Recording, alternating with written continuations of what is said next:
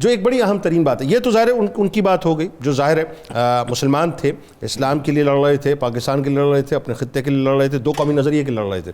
لیکن آپ دیکھیں نا کہ اگر آپ مخالفین کی بات کریں، نہرو کی بات کریں، گاندھی کی بات کریں، تو وہ اپنا اس کی جو بہن ہے نہرو کی لکشمی پنڈت، اس کی بات کریں، مطلب کیا مطلب وولپرٹ کی بات کریں، وہ تو ایک نیوٹرل آدمی تھا نا۔ بتائیے ذرا جنید بھائی، اس سوال کا جواب دینے سے پہلے میں بس ایک گزارش کر دوں کہ حضرت عائشہ صدیقہ رضی اللہ تعالی عنہا سے روایت ہے کہ نبی پاک صلی اللہ علیہ وآلہ وسلم نے فرمایا کہ جزیرۃ العرب میں دو دین اکٹھے نہیں ہو سکتے اور مسلمانوں نے ایسا نہیں ہونے دینا۔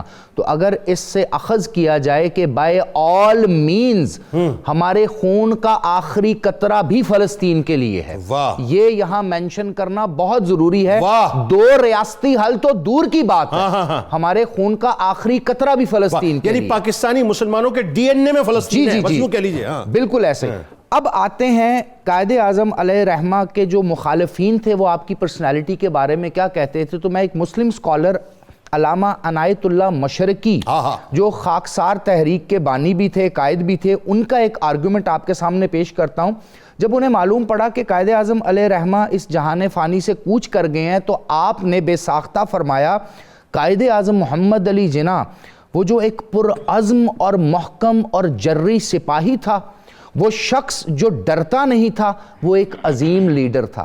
اچھا، اب یہ تو وہ مسلم سکولر ہیں، وہ مسلم تحریک چلا رہے ہیں، جو کہ ظاہر ہے ان کا اپنا بھی ایک تحریک آزادی کا سلسلہ تھا، صرف اختلاف تھا۔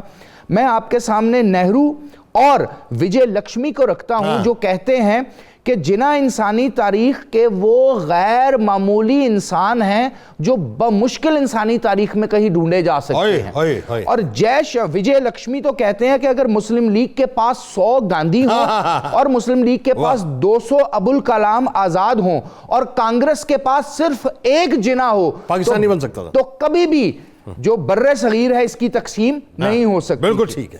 آگے آتے ہیں سردار کارٹر سنگھ، انہوں نے تو بہت ہی بڑی بات کر دی۔ وہ کہتے ہیں کہ اگر جناح سکھ ہوتے تو ان کی عبادت کی جاتی۔ اس وقت کا سب سے بڑا ڈکٹیٹر موسولینی کیا کہتا ہے؟ جناح ایک ایسی تاریخی شخصیت تھی جو صدی میں صرف ایک بار پیدا ہوتے ہیں۔ سر، اگر ہم ان تمام چیزوں کو ایک جگہ اکٹھا کریں تو ہمیں یہ معلوم پڑتا ہے نہ کہ بر صغیر بلکہ پوری دنیا کی اس وقت پر اثر کرزمیٹک اور اس سے اعلیٰ تعلیم یافتہ شخصیات بھی اس چیز کا دعویٰ کرتی تھی اور اس چیز کو مانتی تھی کہ قائد اعظم علیہ رحمہ کا جو ویژن ہے، جو پرسنالٹی ہے، جو لیڈرشپ ہے، اس کا کوئی ثانی نہیں۔ لیکن شرم اس بات کی آتی ہے کہ 76 سال بعد بھی جو اغیار نہ کر سکے وہ انگلیاں ہم خود اٹھا رہے ہیں۔